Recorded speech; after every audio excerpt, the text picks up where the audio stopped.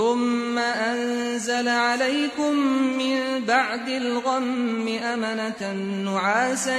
يَغْشَىٰ طَائِفَةً مِّنكُمْ ۖ وَطَائِفَةٌ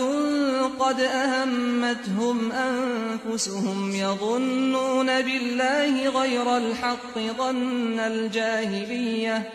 يَقُولُونَ هَل لَّنَا مِنَ الْأَمْرِ مِن شَيْءٍ قُلْ إِنَّ الْأَمْرَ كُلَّهُ لِلَّهِ يُخْفُونَ فِي أَنفُسِهِم مَّا لَا يُبْدُونَ لَكَ يَقُولُونَ لَوْ كَانَ لَنَا مِنَ الْأَمْرِ شَيْءٌ مَّا قُتِلْنَا هَاهُنَا